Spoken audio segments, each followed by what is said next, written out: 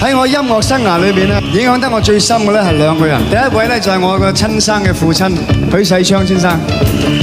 好啦，我爸爸彈一首，我唱一首歌。呢首歌咧就我特別點俾佢嘅。你哋估唔估到係邊首歌咧？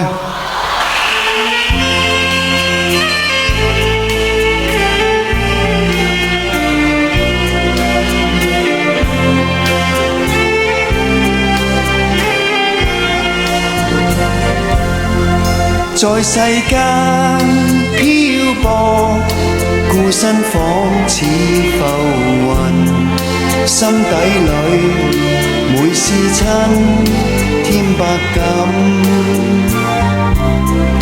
父母恩千丈，一生把我護蔭，有若明燈驅黑暗。